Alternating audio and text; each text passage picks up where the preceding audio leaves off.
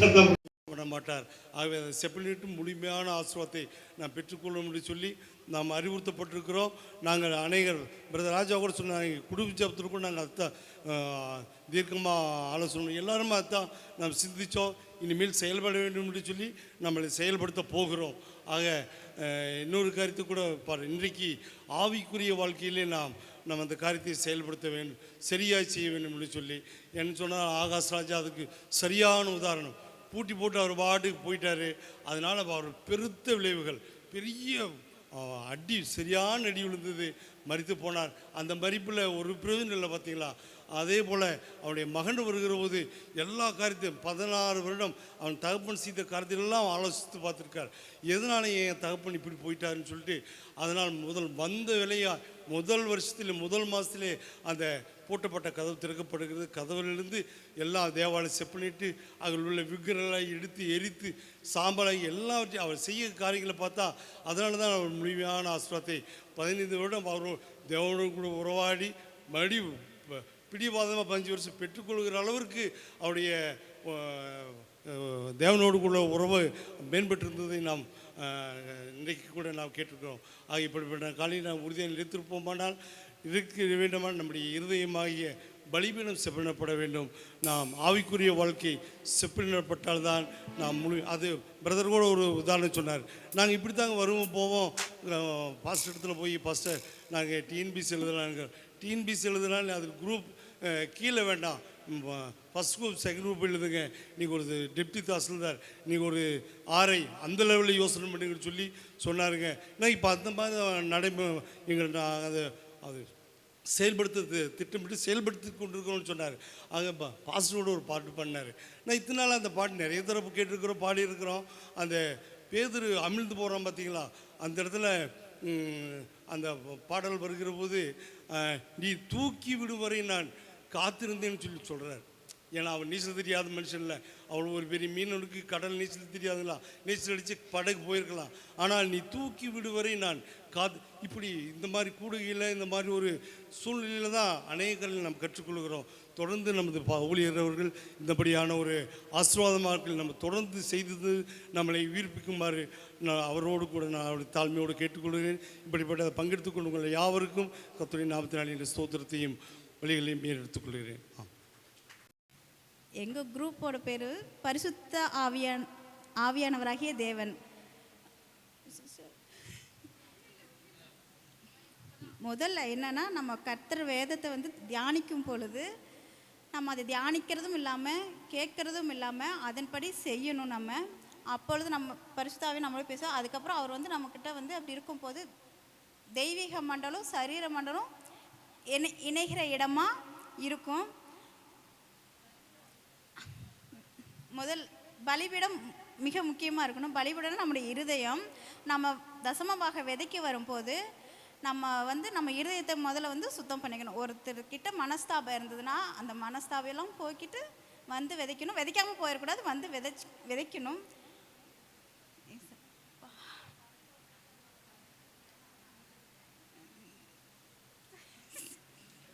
இல்லை, அதுக்கப்புறம் எனக்கு பேசிடுறேன். நான் ஆமாம் எழுதியிருக்கிறது நான் சொல்லிடுறேன். அதுக்கப்புறம் நம்மளுடைய சூப்பர் ஹீரோ யாருன்னா நம்முடைய தேவன் இயேசு. அவர் யாருன்னா கனமரியாதைக்குரிய தேவன். அவர் யார்? அவர் ஒரு நபராக இருக்கார். ஏன்னா ஏலோகிம்னா தேவன்னா ஒருமை, ஏலோகிம்னா ஒன்றுக்கும் மேற்பட்ட தேவர்கள் இருக்கிறார் அர்த்தம்.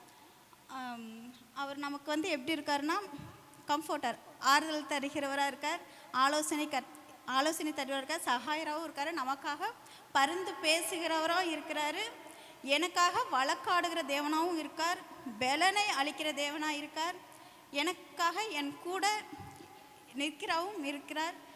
பரிசுத்த ஆமென். விசுவாசத்தின்படி செய்கிற பிள்ளைகள் குரு பேர் சொன்னால் சென்டென்ஸ் வைக்கிறீங்க. பேர் ஓகே. ஓ, நீங்கள் 3 பேர் விசுவாசப்படி செய்கிற பிள்ளைகள். நாங்கள்லாம் சரிந்தாங்க. அப்புறம்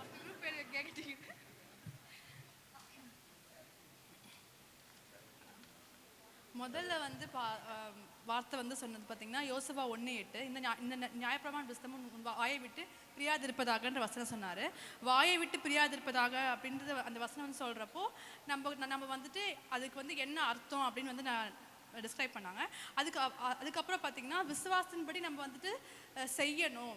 சொன்னால் மட்டும் போதாது, வசன வார்த்தையை மட்டும் படித்தா போதாது, விசுவாசம் மட்டும் பத்தாது, விசுவாசிக்கணும், அதன்படி செய்யணும்னு செய்ய வேண்டும். அதுக்கப்புறம் பார்த்தீங்கன்னா தேவா ஆலயம்னா எப்படி இருக்குன்னு பார்த்தோம். இதில் வந்து பார்த்தீங்கன்னா வெடி பிரகாரம், பரிசுத்த ஸ்தலம், மகா பரிசுத்த ஸ்தலம்னு சொன்னாங்க. இதில் மகா பரிசுத்த ஸ்தலத்தில் தான் பார்த்தீங்கன்னா பலிபீடம்ன்ற ஒரு விஷயம் இருக்குதுன்னு சொன்னாங்க. இங்கிலீஷில் பார்த்தீங்கன்னா வெளி பிரகாரத்தில் பார்த்தீங்கன்னா மாற்றி எழுதிட்டு பலிபீடம், வெளி பிரகாரத்தில் பார்த்தீங்கன்னா பலிபீடம்னு இருக்குது. இதில் பார்த்தீங்கன்னா இங்கிலீஷில் பார்த்தீங்கன்னா ஆல்டர்னு சொல்லுவாங்க. தேவ ஆலயமும் பலிபீடம் தான் ரொம்ப முக்கியமாக நம்ம பார்க்கணும். அதுக்கப்புறம் பார்த்தீங்கன்னா முதல் சாக்ரிஃபைஸ் அப்படின்றது யார் பண்ணாங்கன்னா தேவன் தான் பண்ணாருன்னு சொன்னாங்க. அதில் பார்த்தீங்கன்னா ஆதியாகமம் 12:7 நம்ம பார்ப்போம். அதுக்கப்புறம் பார்த்தீங்கன்னா தேவன் நம்ம சாக்ரிஃபைஸ் பண்ணுறதை எப்படி பண்ணணும்னு சொல்லி கொடுத்தே யாருன்னா தேவன் தான். யாருக்குன்னா ஆதாமுக்கு, அதே மாதிரி ஆபேல், காயின் எல்லாத்துக்கும் எப்படி பண்ணணும்னு சொல்லி கொடுத்தது யாருன்னா ஃபஸ்ட்டு பண்ணது யாருன்னா தேவன் தான். அப்புறம் வந்துட்டு பலிபீடம்னா என்னன்னு பார்த்தோம். பலிபீடம்னா இருதயம், மனதின் இருதயம், ஹார்ட் ஆஃப் மைண்ட் அர்த்தம். அதாவது மனது, ஆத்துமா, மனசு இந்த மூணுமே என்னதுன்னா இது எல்லாமே ஒன்று தான். பலிபீடம் தான் என்னது? மனதின் இருதயம். தேவனுடைய ஆலயம் அப்படின்னு பார்த்தீங்கன்னா நாமளே தேவனுடைய ஆலயமாக இருக்கோம். நாம் தான் இந்த ஆலயம்னா பலிபீடமும் பார்த்தீங்கன்னா பலிபீடம்ன்றது மனது அப்படின்னு சொன்னாங்க. அதுக்கப்புறம் வந்துட்டு பலிபீடம் வந்து கண்டிப்பாக சுத்தமாக இருக்கணும். பலிபீடம் சுத்தமாக இருந்தால் மாத்திரம்தான் சாக்ரிஃபைஸ் நம்ம செலுத்துகிற பலி வந்து அங்கே வேல்யூவாக இருக்கும்னு சொன்னாங்க. அதுக்கப்புறம் பார்த்தீங்கன்னா பலிபீடம்னா என்ன அர்த்தம்? அவர் மைண்ட் ஷுட் பி க்ளீன். நம்ம மைண்ட் எப்பவுமே க்ளீனாக இருக்கணும். அப்போ தான் நம்மளுக்கு வந்து நம்மளோட சாக்ரிஃபைஸ் என்ன பண்ணப்படும், எடுத்துக்கொள்ளப்படும். அதாவது நம்ம பண்ணுற ஒவ்வொரு விஷயமும் என்ன பண்ணணும், கேட்கப்படும் அர்த்தம். அப்புறம் வந்துட்டு இனிக்விட்டின்னாங்க. இனிக்விட்டினா என்ன, சின்னா என்னன்னு சொன்னார். இனிக்விட்டின்றது பார்த்தீங்கன்னா நம்ம வந்துட்டு பாவம் பண்ணியிருக்க மாட்டோம், ஆனால் பாவத்துக்கான எண்ணங்கள் நமக்குள்ளே இருக்கும். அதான் அக்ரம்னா இனிக்விட்டி. சின்ன்றது பார்த்தீங்கன்னா பாவம், நம்ம வந்துட்டு பாவ செயல் பண்ணியிருக்கோம், இதான் பாவம்னு சொன்னாங்க. அப்புறம் வந்து இருதயம் சரியாக இருக்க வேண்டும். கடைசியாக முடிக்கிறப்போ நம்மளோட பெருமை யாருன்னு சொன்னோம்னா ஏசு தான் நம்மளுடைய பெருமை. இது செஷன் 1ஓடது. செஷன் ஃபுல்லாகவே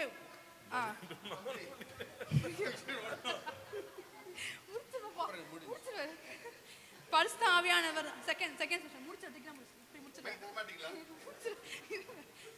செஷன் 2 பார்த்தீங்கன்னா நம்மளோட ஹீரோ யாருன்னா பரிசுத்த ஆவியானவராகிய தேவன். அவர் வந்து ஒரு பர்சன் அப்படின்னு சொன்னார்.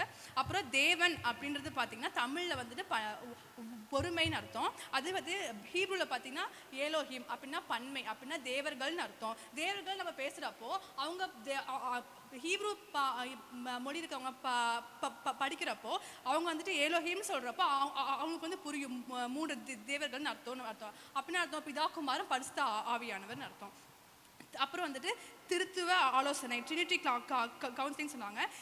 இந்த திருத்துவம், ரேப்சர்ன்ற இந்த 2 வார்த்தையும் பைபிளில் எங்கே தேனாலும் இருக்காது, ஏன்னா அந்த வார்த்தை கிடையாதுங்க. அதே மாதிரி பார்த்தீங்கன்னா பரிசுத்த ஆவியானவர் யாருன்னா நம்மளுடைய தேற்றல வாழன்னு அர்த்தம். இயேசு வந்து தேற்ற வாழன் தான், ஆனால் வந்துட்டு போயிட்டாரு. ஆனால் பரிசுத்த ஆவியானவர் எப்பயுமே நம்மளோட இருக்கிறாரு. அப்புறம் வந்து தேற்ற வாழன் யாருன்னா கம்ஃபர்ட்டர், கவுன்சிலர், ஹெல்ப்பர், இன்டர்செசர். அப்புறம் வந்துட்டு advocate, strengther, stand by me. இது வந்து ஓகே. குரூப் தெரியல. குரூப் பேர் அம்மா ரெபேக்கால்னு நாங்கள் வச்சுருக்குறோம். நேற்று என்ன நாங்கள் என்ன டிஸ்கஸ் பண்ணோன்னா, நானும் அம்மா பேரெல்லாம் தெரியல. ஓகே, நாங்கள் 3 பேர் டிஸ்கஸ் பண்ணது என்ன அப்படின்னா, என்ன தீர்மானம் நேற்று நாங்கள் என்ன கற்றுக்கொண்டோம், அதுக்கப்புறம் நாங்கள் என்ன தீர்மானம் எடுத்தோம் நாங்கள் பார்க்குறோன்னா, நேற்று நம்ம எத்தனை நாள் நம்ம என்ன பண்ணியிருப்போம், கேட்டிருப்போம், விசுவாசிச்சிருப்போம், தியானிச்சிருப்போம், கற்றுக்கொண்டிருப்போம். ஆனால் நம்ம அதன்படி செஞ்சுருக்க மாட்டோம். அப்போ நம்ம எல்லாமே முக்கியம். கடைசியில் என்ன ரிசல்ட்டு கொடுக்கணும்னு நம்ம செஞ்சால் மட்டும்தான் நமக்கு ஃபைனல் ரிசல்ட்டு கிடைக்கும் அப்படின்னு பார்த்துருக்குறோம். பழைய ஏற்பாட்டில் பார்த்திங்கன்னா யார் ஃபஸ்ட்டு பலியிட்டாங்கன்னா கர்த்தர் ஃபஸ்ட்டு வேட்டையாடி கர்த்தர் தான் ஃபஸ்ட்டு அந்த கொன்று போட்ட காரியத்தை பண்ணார். பலிப்பிட்டது பார்த்திங்கன்னா ஆதாம் ஏவாளை பார்த்து ஆபேல் காயின் வந்து பலியிட்டாங்க. அப்போ பழைய ஏற்பாட்டில் பலிங்கிறது வந்து நம்ம செய்கிற பாவத்துக்கு ஒரு ஆடோ மாடோ புறாவியோ அதை வெட்டி கொண்டு போட்டு அந்த ரத்தத்தினால நம்ம என்ன பண்ணியிருப்போம், பரிசுத்தமாக்கியிருப்பாங்க. ஆனால் புதிய உடன்பாட்கையில் என்னவா இருக்குன்னா நம்ம தான் தேவனுடைய ஆலயமாக இருக்கிறோம் அப்படின்னு பார்த்துருக்குறோம். அப்போ பலிபிடங்கிறது வந்து நம்மளுடைய இருதயம். தமிழில் சொல்ல போனால் நம்ம ஆத்துமாங்கிறோம், இங்கிலீஷில் மைண்ட் ஆஃப் த ஹார்ட் அப்படிங்கிறோம். அப்போ நம்ம இருதயம் எப்படி இருக்கணும்னா, நம்ம பலி செலுத்துகிறோம், விதைக்கிறோம், தசமபாகம் செலுத்துகிறோம், உபவாசம் இருக்கிறோம், நம்ம சர்ச்சுக்கு ஃபஸ்ட் ஆள் எல்லாமே வந்துடுறோம். ஆனால் நம்மளுடைய பீடம் சரியில்லைன்னா ஆண்டவர் வந்து அதை ஏற்றுக்கொள்ள மாட்டார். பீடங்கிறது நம்மளுடைய இருதயம். அப்போ நம்ம இருதயம் வந்து என்னமா இருக்கணும்னா ரொம்ப பரிசுத்தமாக இருக்கணும். நம்மளோட செயல்களால் செய்கிறது பாவம்னு சொல்கிறோம், பட் நம்ம மைண்டில் நினைக்கிறது நம்ம வெளியே சொல்ல முடியாது, வெளியே செய்ய முடியாது, நம்ம மைண்டில் சிந்தனையினால் பாவம் செய்கிறது அக்கிரமம் அப்படின்னு சொல்கிறோம். அப்போ அதுவுமே என்ன இருக்கணும், க்ளீனாக இருக்கணும். நம்ம சிந்தனை எண்ணங்கள் வெளியே சொல்ல முடியாமல் நம்ம வார்த்தை யூஸ் பண்ணியிருக்க மாட்டோம், பட் நினச்சிருப்போம். அதுவுமே என்ன இருக்குன்னா ஷுட் பி க்ளீனாக இருக்கணும், பரிசுத்தமாக இருக்கணும் நம்ம பார்த்துருக்குறோம். அடுத்தது என்னென்னா, நம்ம பரிசுத்த ஆவியானவரை நம்ம எப்படி யூஸ் பண்ணிகிட்டு இருந்தோம். நம்ம பாஸ்ட்டில் சொன்ன மாதிரி நம்ம ஆராதரிக்கும் போது நம்ம என்ன பண்ணியிருப்போம், நல்ல அபிஷேகத்தால் வல்லமையால் நிறைஞ்சு அதோடு நம்ம பரிசுத்த ஆவியானவர் விட்டுட்டு நம்ம போயிருப்போம். ஆனால் நம்மளோட தனிப்பட்ட வாழ்க்கையில் சில டைம்ல நம்ம தனியாக இருக்கிறோம், நமக்கு ஹெல்ப்புக்கு யார் இல்லை, ஃபினான்ஷியலில் யார் இல்லை, எனக்காக பேசுறதுக்கு யார் இல்லை, நம்ம சில டைம் நம்ம தயங்கியிருப்போம். ஆனால் நேற்று ஊழிக்காரர் பாஸ்டர் மூலியமாக பேசுனது பரிசுத்த ஆவியான ஒரு பர்சன் தான். அவர் ஆவியோ அப்போதைக்கு நம்ம ஊற்றப்பட ஒரு இமோஷ்னல் ஆள் கிடையாது, அவர் ஒரு பர்சன். அப்போ நம்ம என்ன பண்ணுறாரு, தேற்றரவாளனாக இருக்கிறாங்க, நமக்காக பரிந்து பேசுகிறாங்க, நமக்காக வழக்காடுறாங்க, நமக்காக நிற்கிறார் அவர். அப்புறம் தேறுதல் படுத்துறாரு, நம்மளை பலப்படுத்துறாரு. எல்லாமே பரிசுத்த ஆவியானவர்கிட்ட நம்ம ஹெல்ப் கேட்கணும், அதை செய்யறதுக்கு தான் அவர் நமக்கு ரெடியாக இருக்கிறாரு. நம்ம தனியால் கிடையாது, நம்மளை சுற்றி பல தூதர்கள் இருக்கிறாங்கன்னு பாஸ்டர் சொல்லியிருக்காரு. நம்ம கட்டளை இடணும், கட்டளை இட்டால் கண்டிப்பாக ஹெல்ப் பண்ணுறதுக்கு அவங்க ரெடியாகவே இருக்காங்க. நம்மளுக்காக ஒரு ஆளுக்கு 17,000 பேர் தூதர்களை கர்த்தர் ஆல்ரெடி நமக்காக கீழே இறக்கிட்டாங்க. தூதர் நம்ம கூடயே தான் இருக்கிறாங்க, பரலோகத்தில் இருக்கிறாங்கன்னு அர்த்தத்தில் நம்ம இருக்கிற வரைக்கும் தூதர் நம்ம கூடயே தான் இருப்பாங்க. இன்றைக்கி நம்ம என்ன கற்றுக்கிட்டோம் அப்படின்னு பார்த்தீங்கன்னா, எசேக்கியா பற்றி தானே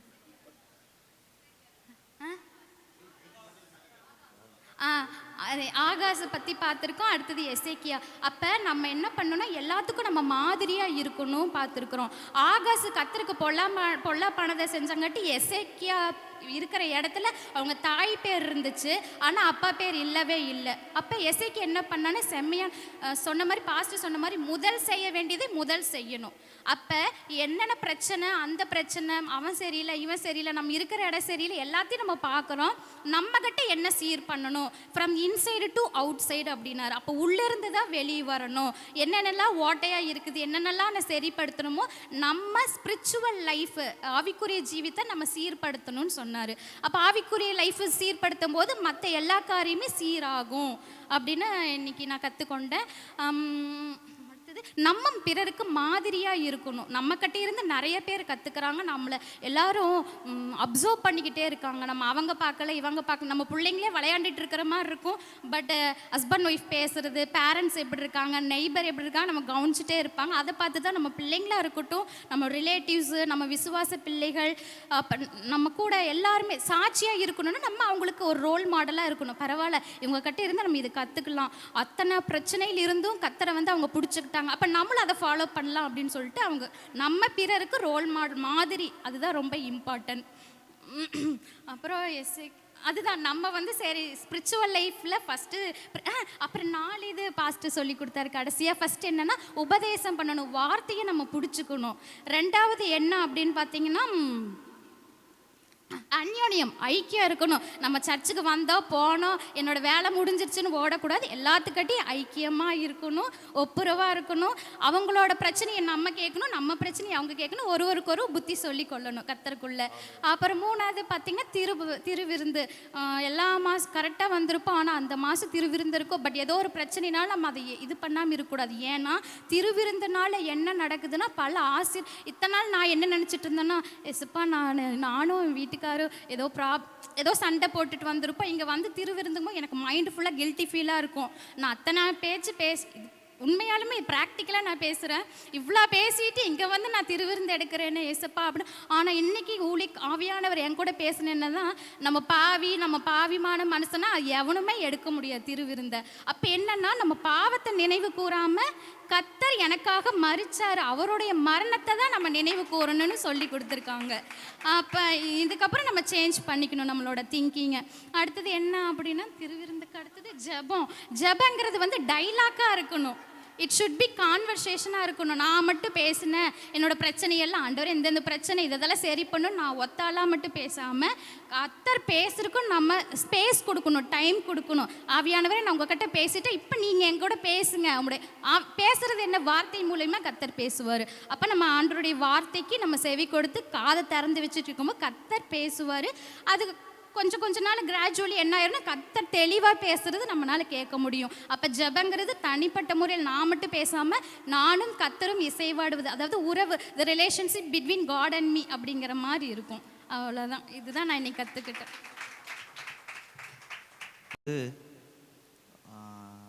நிறையா கேட்குறோம், நிறையா படிக்கிறோம், நிறையா தியானிக்கிறோம், நிறைய விஷயங்கள் ப்ராக்டிக்கலாக தெரியும்.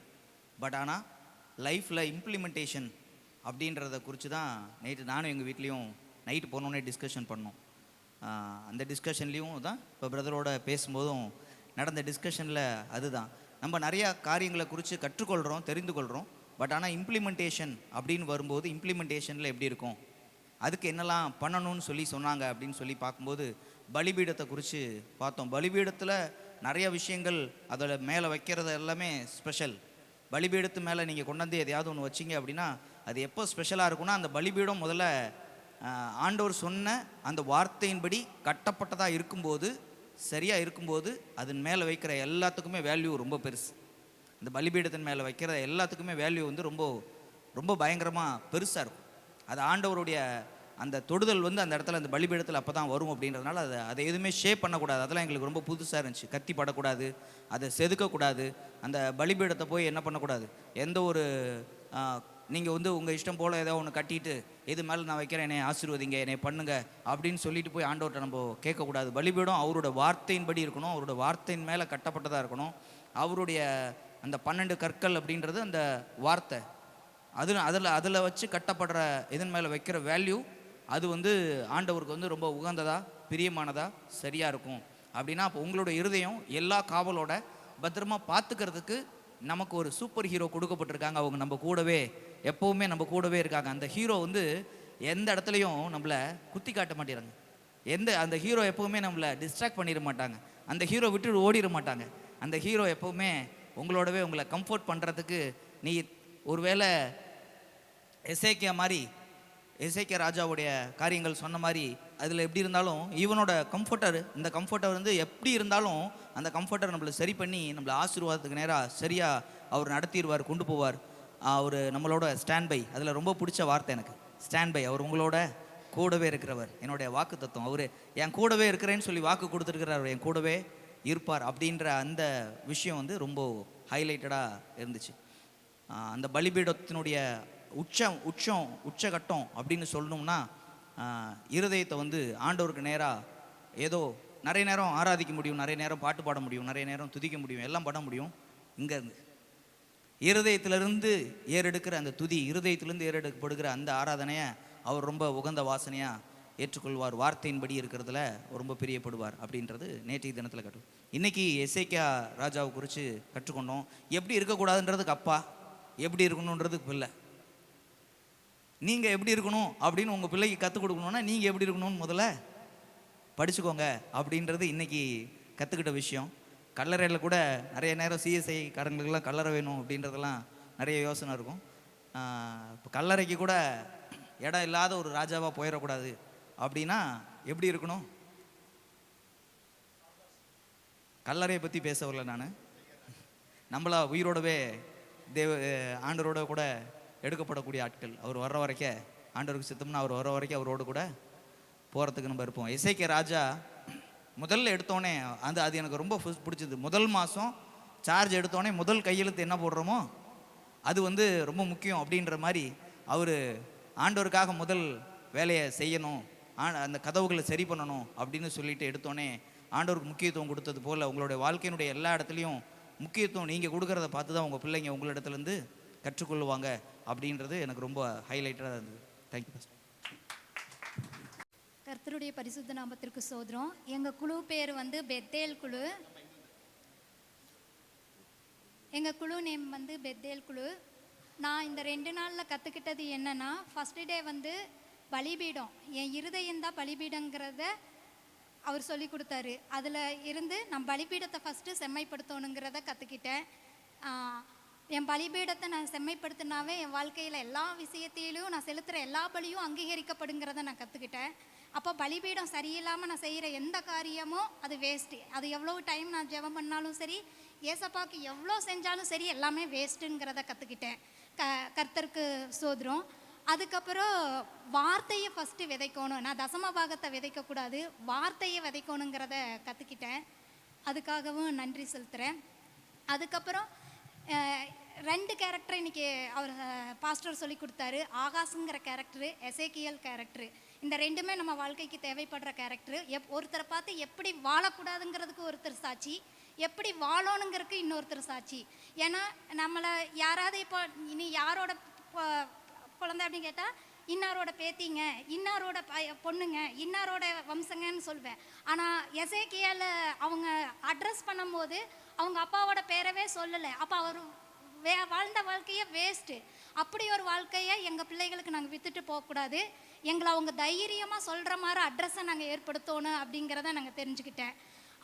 அதே மாதிரி எசேக்கியல் எனக்கு எப்படி பிடிச்சது அப்படின்னா, இப்போ நாம் வந்து நம்ம எல்லாமே அப்பா அம்மா வந்து நம்ம பசங்களுக்கு பேட்டர்னாக இருக்கணும்னு சொன்னார்.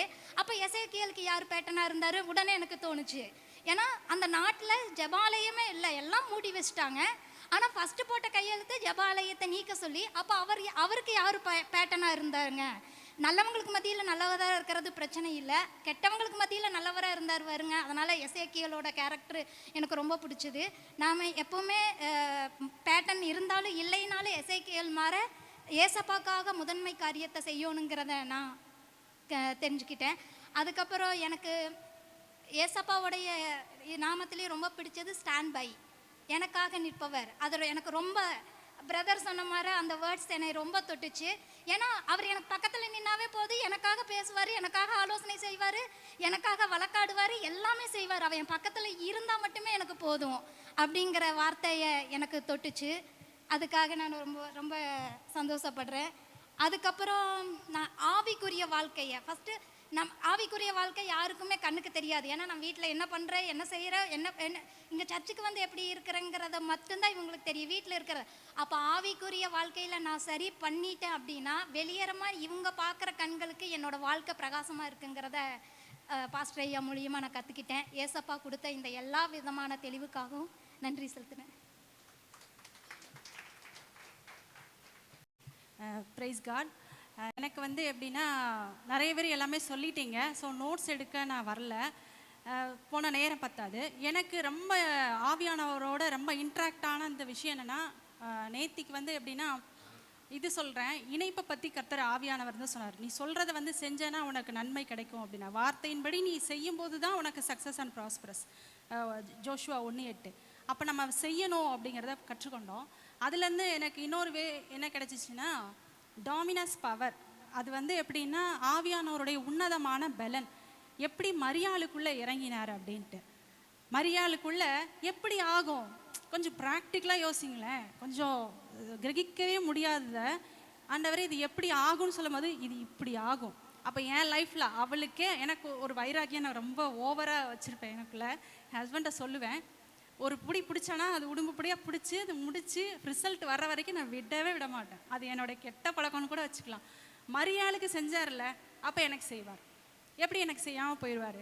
எனக்கு இவ்வளோ பிரச்சனை இருக்கா, அதை சால்வ் பண்ணக்கூடிய தகுதி அவருக்கு மட்டும் தான் இருக்குது. அதுதான் ஆவியானவர். நேற்றுக்கு டோமினஸ் பவரை பற்றி நம்ம கற்றுக்கிட்டோம்.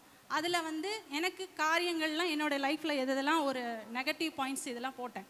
இத்தனை விஷயம் இருக்கா, இது எப்படி ஆகும்னு கேட்டால் இது இப்படி ஆகுங்கிறத நான் நாளைக்கு ரிசல்ட்டாக சொல்லுவேன் ஆவியானவர். ஏன்னா விசுவாசத்தில் இருதயத்தில் எழுதி வச்சுட்டேன்.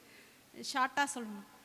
இன்னொன்று என்னென்னா, இணைப்பு வந்து எப்படின்னா நேச்சுரல் திங். நான் நேச்சுரல், எனக்குள்ளே ஆவியானவர் வந்து அது சூப்பர் நேச்சுரலாக மாறும். ஹல்லேலூயா. ஏன்னா நான் வந்து சாதாரணமானவள் தான், ஆனால் எனக்குள்ள ஆவியானவர் வந்து செய்யக்கூடியதான அதிசயமான காரியங்கள் வந்து மிகப்பெரியதாக இருக்கும்.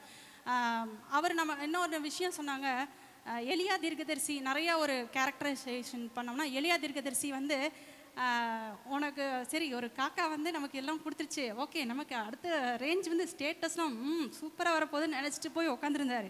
ஆனால் கடைசியாக அவர் வந்து ஒரு விடோ வீட்டுக்கு தான் போனார். ஆனால் கர்த்தர் அந்த பஞ்சகாலம் முடிகிற வரைக்கும் அவளை போஷிச்சாரு அப்படிங்கிறத எழுதப்பட்டிருக்கு. அப்போ அவளை போஷிச்சாருன்னா என்னையை போஷிக்காமல் விட்டுருவாரா?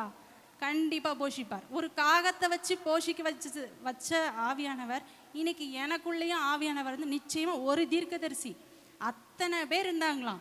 ஆனால் அதில் கொஞ்சம் யோசித்து பாருங்க, கொஞ்சம் ப்ராக்டிக்கலாக எலியாவுக்கு இன்ஸ்டெட் ஆஃப் எலியா பை மீ அப்படின்னு சொல்லி யோசிப்பேன். ஒரு கேரக்டர் எடுத்தேன்னா அப்படி அந்த இடத்துல அக்கினி இறங்கி இருந்துச்சுன்னா நான் இருந்தால் என்ன பண்ணியிருந்திருப்பேன்? அப்போ எவ்வளோ மகிமையாக ஆவியானவர் எனக்காக செயல்படுறாரு அந்த 7 விஷயமா. ஆவியானவர் வந்து நேற்றுக்கு சொல்லும் பொழுது எப்படின்னா, ஆக்சுவலி நான் என்னுடைய வாலிப நாட்கள்லேருந்து இப்படி தான் யோசிப்பேன். ஒரு பவர் கொடுத்தா ஓகே இப்படி இருந்தால் அது சீலிங் பவர் இந்த மாதிரிலாம் வெளிப்புறமாக நிறைய பேர் சொல்லுவாங்க. ஆனால் அது கிடையாது. உள்ளான இதயம் வந்து மாற்றப்படணும். உள்ள மாற்றப்பட்டால் மட்டும்தான் நமக்கு வெளியரங்கமான ரிசல்ட் நமக்கு வந்து கிடைக்கும். அது ஆவியானவர் நேற்றுக்கு 7 வகையான நீங்கள் சொல்லியிருக்கீங்க 7 வகையான விஷயங்களில். ஸோ நான் என்னுடைய லைஃப்பில் என்னுடைய இதில் என்ன சொல்வேன்னா, துவைக்கும் போது விளக்கும் போது தம்பியை போய் கூட்டிகிட்டு வரும்போது எல்லா நேரம், ஈவன் நான் இங்கேருந்து 2 வீலரில் போனாலும் ஆவியானவரை என் கூட பேசுங்க, உங்கள் வார்த்தைக்காக நான் கேட்டுகிட்டே இருக்கேன், நீங்கள் என்ன பேசணும் எனக்காக வச்சுருக்கீங்க அப்படின்னு நான் கேட்டுகிட்டே இருப்பேன். ஸோ அதை நேற்றுக்கு நேற்றுக்கு கொஞ்சம் நேரம் தான், ஒரு 10 நிமிஷம் தான், ஃப்ராக்ஷன் ஆஃப் செகண்ட்ஸில் ஆவியானவர் நிறைய எங்களோட இன்பில்ட்டாக நிறைய பேசினார். அதே போல் முக்கியமானதுன்னா பேதுரு வந்து என்னென்னா, பகலில் வந்து நாட் அலோடு, கிடைக்கவே கிடைக்காது, ஆழத்தில் போய் போடு, அங்கே வந்து ஆழத்தில் போய் போடணும். அவர் வந்து கரெக்டாக சொல்கிறார் ஆவியானவர் இயேசு கிறிஸ்து, ஆழத்தில் போய் போடு, அங்கே உனக்கு மீன் அகப்படும் அப்படின்னாரு. ஆனால் சாத்தியமே இல்லாததை கர்த்தர் வந்து நம்ம அவருடைய வார்த்தையின்படி கேட்டு அதன்படி செய்யும் பொழுது சாத்தியங்களும் கூட அசாத்தியங்களும் கூட சாத்தியமாய் மாற்றப்படும். அது பேதனுடைய டைட்டிலில் நம்ம வந்து பார்க்குறோம். அதே போல் இன்றைக்கி நம்ம வந்து நேற்றுக்கு நிறைய விஷயங்கள் பார்த்தோம். அதில் இன்றைக்கி என்னன்னாக்கா எசேக்கியா தீர்க்கதரிசி இதெல்லாமே பார்த்தோம். இந்த பந்தியோட விஷயம், இந்த 4 பாயிண்ட்ஸ் இருக்குல்ல, இன்றைக்கி எனக்கு அது ஒரு புது டைட்டிலாக இருந்துச்சு. பணத்தை விதைக்கிறதுக்கு முன்னாடி இந்த 4 விஷயத்தை ஃபஸ்ட்டு விதைச்சிட்டு வா அப்படின்னு சொல்லிட்டுனாங்க. டைம், டீச்சிங், ஃபெலோஷிப், இதெல்லாம். அதில் முக்கியமானது என்னென்னா, எங்களுடைய லாஸ்ட்டு செஷன் வந்து என்ன பந்தி தான். நாங்கள் ஒரு 8 வருஷம் 7 இயர்ஸ் பேக் 2018 தான் எங்கள் வீட்டில் வந்து கேட்டுட்டு போனாங்க. நான் குட்டியை வச்சுட்டு வீட்டில் இருந்தேன். அவர் அங்கே வச்சுட்டு ஃபோனில் இங்கே வந்து எனக்கு கேட்டுட்டு இருந்தார். பந்தியை குறித்து செம்ம டீட்டெயிலாக 2 டே அதை நான் ரொம்ப மிஸ் பண்ணிட்டேன். ஆனால் அவங்க வந்து கேட்டால் எனக்கு சொல்லிடுவாங்க.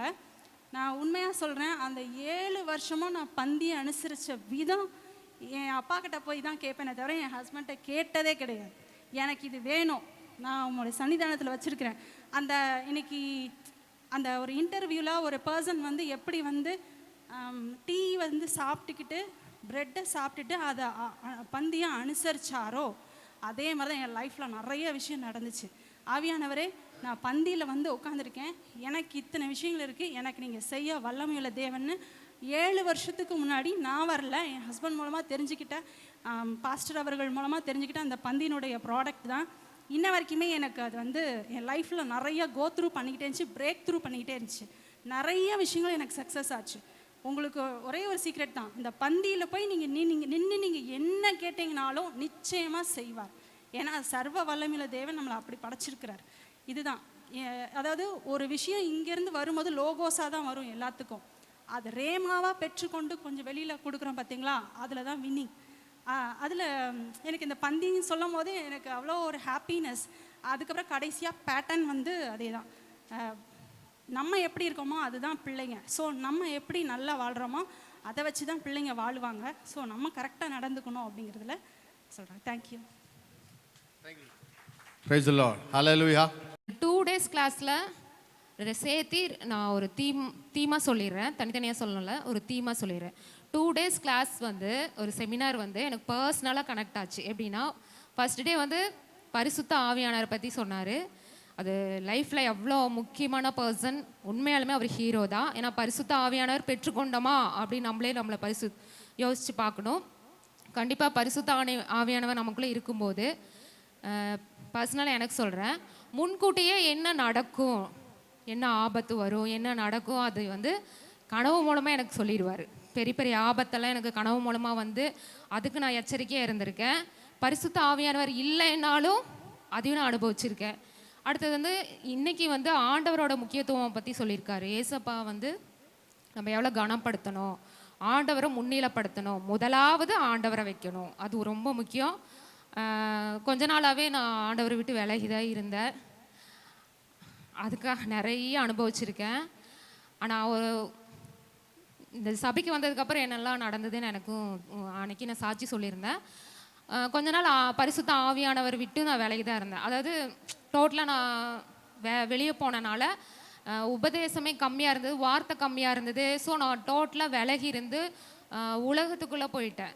அப்போ வந்து ஆண்டவர் நம்ம கூட இல்லைன்னா என்ன நடக்கும், பச்சை தண்ணி கூட கிடைக்காது. ஆண்டவரோட கிருபை இல்லைன்னா என்ன நடக்கும், சாவுதா, எல்லாமே தெரிஞ்சு ஒரு நாள் ஆண்டவர்கிட்ட கதறினேன், ஆண்டவரே திருப்பி நீங்கள் எனக்கு வேணும், நான் என்ன பண்ணணும் அப்படிங்கும்போது தான் நம்ம சபையில் ஐயா போதிச்சார், முதலாவது ஆண்டவரை வைக்கணும். ஆனால் முதலாவது நான் ஆண்டவரை ஃபஸ்ட்டு நான் அப்படி தான் இருந்தேன்.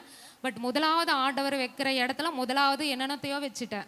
ஸோ அதை அப்படி வச்சா என்ன வாழ்க்கையில் நம்ம அனுபவிப்போம், ஜீரோ மைனஸ் எங்கெங்கேயோ போயிடும், உயிர் மட்டும்தான் மீதி இருக்கும். அந்த உயிர் மீதி இருக்கிற இடத்துல டக்குன்னு நான் ஆண்டவரை நோக்கி கதறி உள்ளே வந்துட்டோம்னா மேலே தூக்கிடுவார்.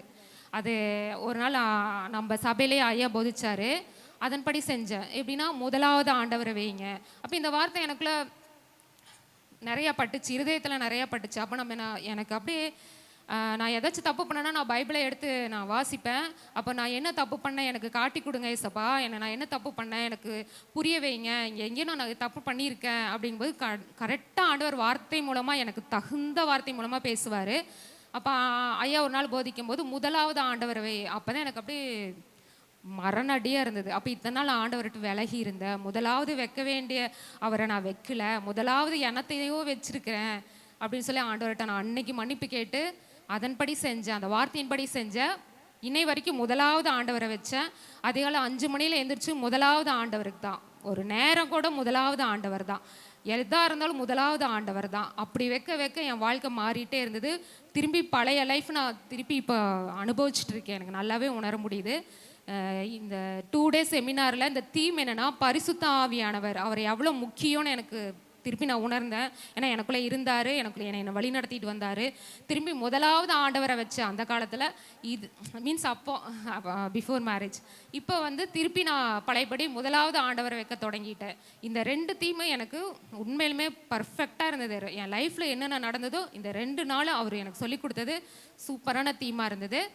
குழு பேர் எஸ்தர், குழு நம்பர் பேர் ஜோதி சிஸ்டரும் ஞானமணி சிஸ்டரும். அவங்களும் என்னென்ன தேவி சிஸ்டரும் ஞானமணி சிஸ்டரும் அவங்களே என்னென்ன கற்றுக்கிட்டாங்கன்னா, ஞானமணி சிஸ்டர் வந்து 2 நாள் கிளாஸை வந்து ஃபுல்லாக நிறைய எழுதி வச்சு அது மூலமாக கற்றுக்கிட்டாங்க.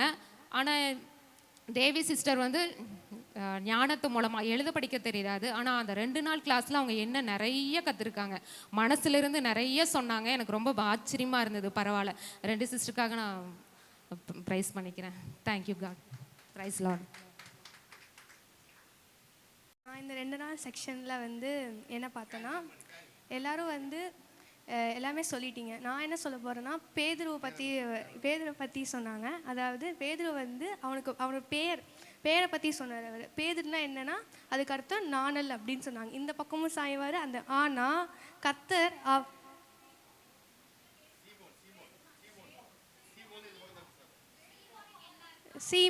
சீமோனுக்கு அதான் பேதுருனா பீட்டரு, சீமோன் தான் நாணல் அப்படின்னாங்க.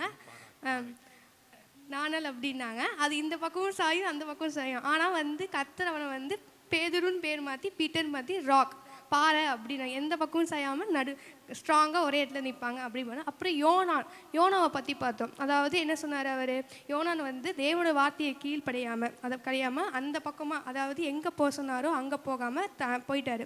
ஸோ நம்ம என்ன பண்ணணும்னா, இந்த இதில் நான் என்ன கற்றுக்கிட்டேன்னா, தேவன் வார்த்தை நம்மளுக்கு என்ன கொடுத்தாரோ அதைப்படி நம்ம செய்தால் கண்டிப்பாக நம்மளுக்கு ஆசீர்வாதம் கிடைக்கும் அப்படின்னு சொன்னார்.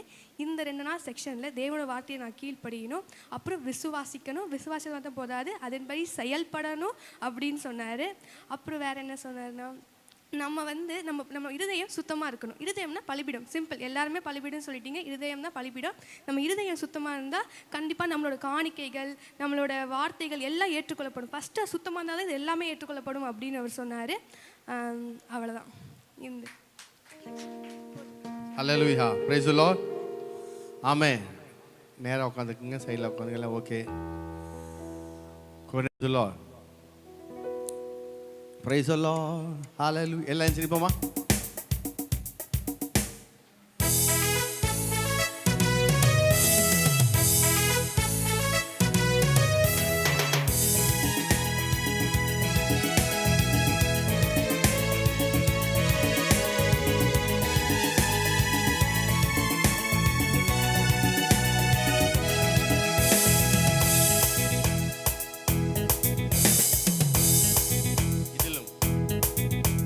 இதிலும் மேலானதை,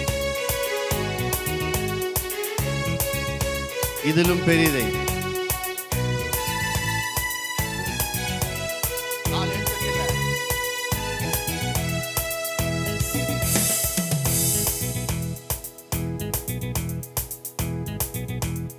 இதிலும் மேலானதை, இதிலும் பெரியதை, இதிலும் சிறந்ததை தேவன் செய்து முடிப்பார். இதிலும் மேலானதை, இதிலும் பெரியதை, இதிலும் சிறந்ததை என் தேவன் செய்து முடிப்பார். என் தேவன் செய்து முடிப்பார்.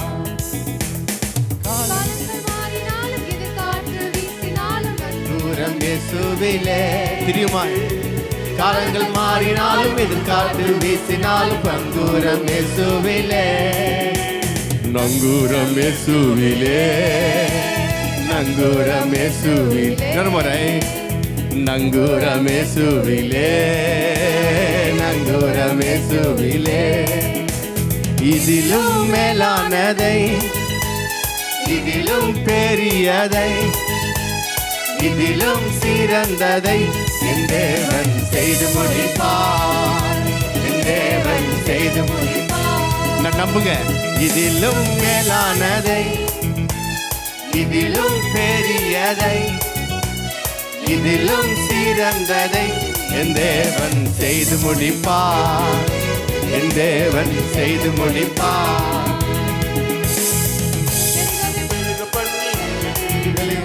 வாக்கு தத்தம் நிறைவேற்றுவார். பெருகவே பெருக பண்ணி எல்லையை விரிவாக்கி வாக்கு தத்தம் நிறைவேற்றுவார். வாக்கு தத்தம் நிறைவேற்றுவார். வாக்கு தத்தம் நிறைவேற்றுவார். வாக்கு தத்தம் நிறைவேற்றுவார். வாக்கு தத்தம் நிறைவேற்றுவார். இதிலும் மேலானதை, இதிலும் பெரியதை இந்த ஆண்டில், இதிலும் சிறந்ததை என் தேவன் செய்து முடிப்பார். இந்த வருஷத்துல செய்து முடி. இதிலும் தெரியுமா? இதிலும் மேலானதை நம்பிக்கையோடு, இதிலும் பெரியதை, இதிலும் சிறந்ததை என் தேவன் செய்து முடிப்பார். என் தேவன் செய்து முடிப்பார். குருடாக்கி விக்கினங்களை மாற்றி வெற்றியாக நடக்க செய்வார். வன்கண்கள் குருடாக்கி விக்கினங்களை மாற்றி வெற்றியாக நடக்க செய்வார். வெற்றியாக நடக்க செய்வார். வெற்றியாக நடக்க செய்வார். வெற்றியாக நடக்க செய்வார். தெரியுமா? வெற்றியாக கையை தட்டி இதிலும் மேலானதை, இதிலும் பெரியதை, இதிலும் சிறந்ததை என் தேவன் செய்து முடிப்பார். என் தேவன் செய்து முடிப்பார். இதிலும் மேலானதை, இதிலும் பெரியதை, இதிலும் சிறந்ததை என் தேவன் செய்து முடிப்பார். என் தேவன் செய்து முடிப்பார். காலங்கள் மாறினாலும் எதிர்காற்று வீசினாலும் நங்கூரம் இயேசுவிலே. காலங்கள் மாறினாலும் எதிர்காற்று வீசினாலும் நங்கூரம் இயேசுவிலே, நங்கூரம் இயேசுவிலே. நம்பிக்கையோடு நங்கூரம் இயேசுவிலே, ஆமாண்டவரே, நங்கூரம் இயேசுவிலே, நங்கூரம் இயேசுவிலே. காலங்கள் மாறினாலும் எதிர்காற்று வீசினாலும் நங்கூரம் இயேசுவிலே, காலங்கள் மாறினாலும் எதிர்காற்று வீசினாலும் நங்கூரம் இயேசுவிலே, நங்கூரம் இயேசுவிலே, நங்கூரம் ஓம் நங்கூரம் இயேசுவிலே, நங்கூரம் இயேசுவிலே.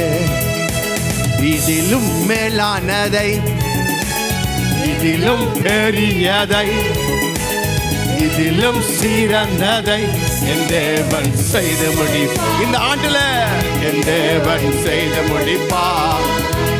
இதிலும் மேலானதை, ஆமாண்டவரே, இதிலும் பெரியதை, இதிலும் சிறந்ததை என் தேவன் செய்து முடிப்பார், என் தேவன் செய்து முடிப்பார். பெருகவே பெருக பண்ணி எல்லையை விரிவாக்கி வாக்கு தத்தம் நிறைவேற்றுவார். பெருகவே பெருக பண்ணி எல்லையை பெரிதாக்கி வாக்கு தத்தம் நிறைவேற்றுவார். வாக்கு தத்தம் நிறைவேற்றுவார், வாக்கு தத்தம் நிறைவேற்றுவார், வாக்கு தத்தம் நிறைவேற்றுவார், வாக்கு தத்தம் நிறைவேற்றுவார். நிச்சயமாகவே வாக்கு தத்தம் நிறைவேற்றுவார். ஆமென். வாக்கு தத்தம் நிறைவேற்று. இதிலும் மேலானதை, இதிலும் மேலானதை, இதிலும் சிறந்ததை, ஆமென், இதிலும் சிறந்ததை என் தேவன் செய்து முடிப்பார், என் தேவன் செய்து முடிப்பார். இதிலும் மேலானதை, இதிலும் பெரியதை, இதிலும் சிறந்ததை என் தேவன் செய்து முடிப்பார், என் தேவன் செய்து முடிப்பார். வன்கண்கள் குருடாக்கி விக்கினங்களை மாற்றி வெற்றியாக நடக்க செய்வார். வன்கண்கள் குருடாக்கி விக்கினங்களை மாற்றி வெற்றியாக நடக்க செய்வார், வெற்றியாக நடக்க செய்வார். ஆமென். வெற்றியாக நடக்க செய்வார், வெற்றியாக நடக்க செய்வார், வெற்றியாக. இன்று முதல் என்னை வெற்றியாக நடக்க செய்வார், வெற்றியாக நடக்க செய்வார். இதிலும் மேலானதை, இதிலும் பெரியதை, இதிலும் சிறந்ததை என் தேவன் செய்து முடிப்பார், என் தேவன் செய்து முடிப்பார். இதிலும் மேலானதை, இதிலும் பெரியதை, இதிலும் சிறந்ததை என் தேவன் செய்து முடிப்பார், தேவன் செய்து முடிப்பார். ஹல்லேலூயா, ஹல்லேலூயா. அப்படியே கண்களை மூணமாறு அன்னிபாஷை பேசிக்கொண்டிருப்போமா? ஹல்லேலூயா, ஹல்லேலூயா, ஹல்லேலூயா, ஹல்லேலூயா, ஹல்லேலூயா. நன்றி ஆண்டவரே, நன்றி ஆண்டவரே, நன்றி ஆண்டவரே. ஹல்லேலூயா, ஹல்லேலூயா, ஹல்லேலூயா. துணையாளரே சிறகின் நிழலில் தானே கலிகோருவேன்.